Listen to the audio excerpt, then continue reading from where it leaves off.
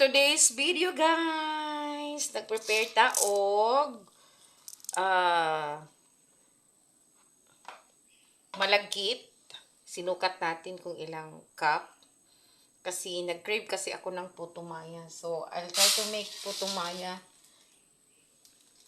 for today's video. Aron ingnon tang vlogger ko no. So 1 2 kasi kung ilang cup ang sukat ng malagkit, yun din yung sukat ng gata. Hindi ako maggamit ng artificial na mga ingredients. Kailangan ko lang talaga maraming nyug. So,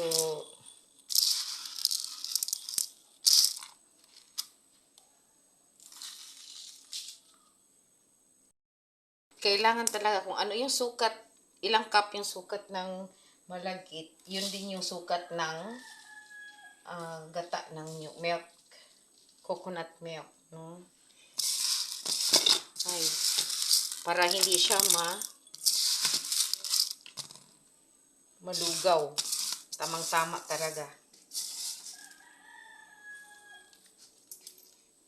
Ba yan?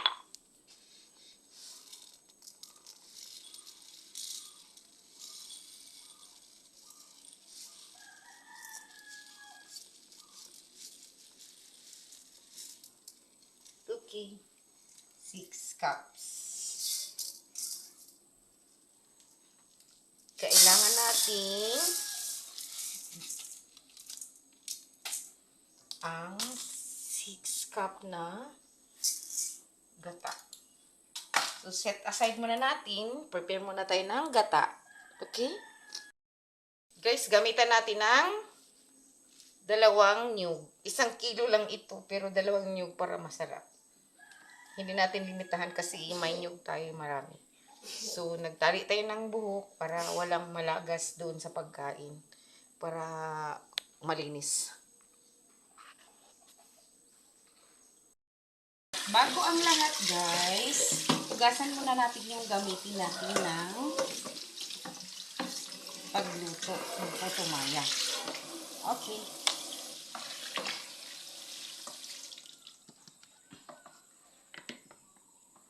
Para mawala yung alikabok. So, hindi ito nagamit ko. Hugasan ko talaga kay may alikabok na.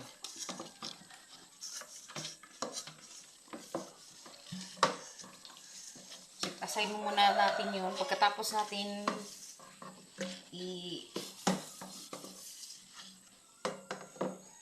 i-grind yung so ngayon, set aside muna natin yung malagkit. Set aside muna natin. So, magugas muna tayo ng container. Ayun, lutuan. Para matulo pa siya.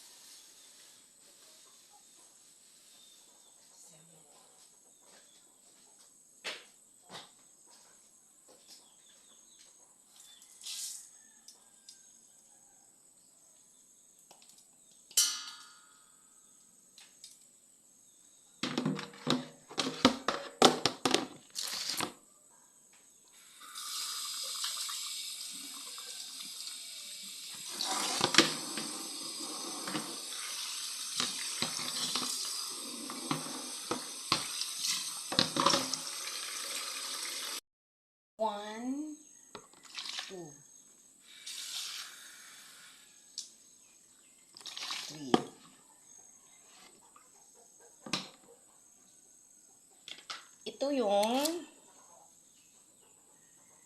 grind coconut. Okay. But before anything, mag-wear muna tayo ng cup.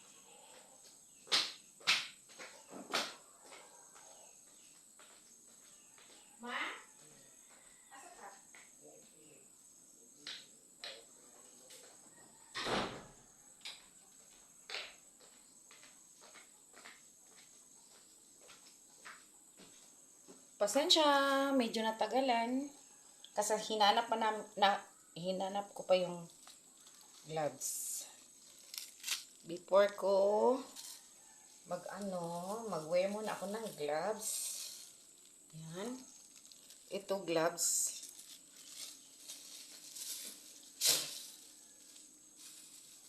Maarte kasi tayo.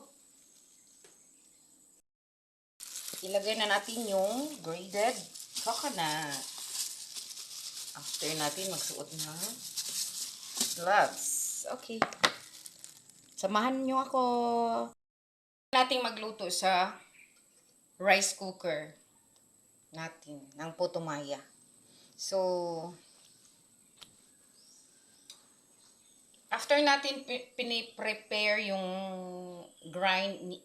katas ng nyug, set aside muna natin at saka yung malagkit, i-prepare muna natin yung yung luya, asin, kunting asin at saka sugar. Yung luya na ihahalo natin sa ating putumaya. Sa sa Bisaya, ginatawag ni og budbud hinayon. Kay na siya luya, na siya gamayng asin, and then na siya sugar, of course. Kunti lang na kailangan tama-tama lang ang sugar kay kung malabian ni siya o tamis, bali mahilaw siya, hindi siya maluto. So, katamtaman lang talaga, tamang-tama lang talaga ang timpla ng sugar.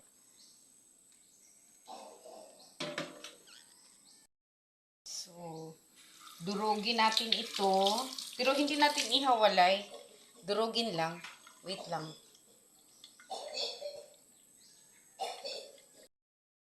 Yun, yun na siya gayo, durugin lang, tapos kailangan hindi mahiwalay kay para magkulo na ilagay na yung malagkit, kunin na para hindi na makain ng gustong kumakain. Ito na yung sugar, tapos lagyan natin ng kunting asin yung yung container natin na paglulutuan. Kunti lang. Pero hindi ko to iubusin ha. Kasi hindi man maluto kung sobra ang sugar niya. So set aside muna natin kasi gisaksak ko pa. Gipakuluan ko pa yung gata. Na gilagay ko na yung ginger natin. Yung natin, gata. May na yan, ginger.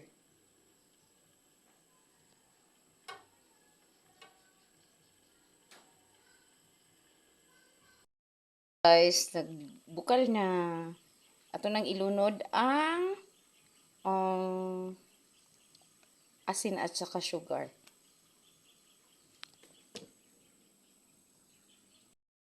And a very cute asin. Ilunod na nato. Now, gasa na natin yung malagkit.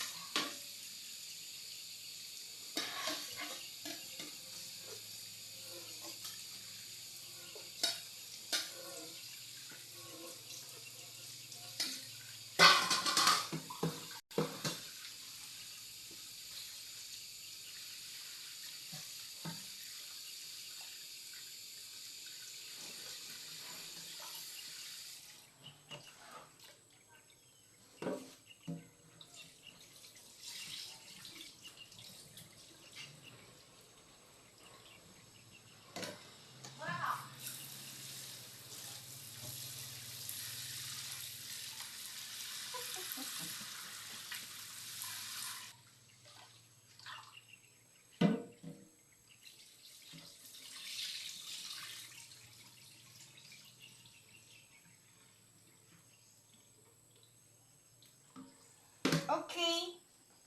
Ilunod na nato. Ayan na guys, gilunod na nato ang ato ang pilit, malagkit. So hintay na lang natin kung kailan mabukal, kung kano sa magbukal. So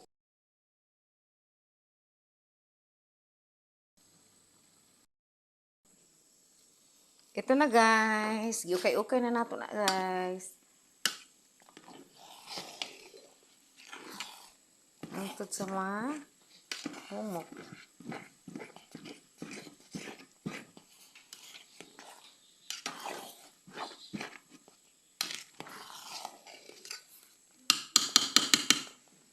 Ay.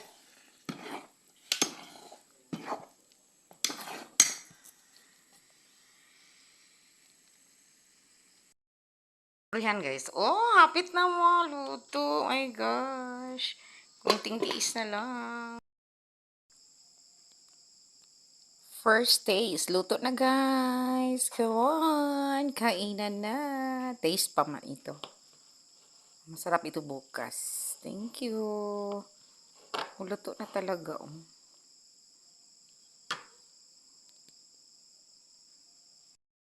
Nice.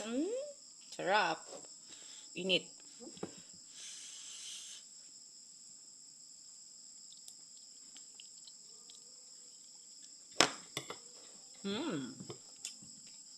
Sarap.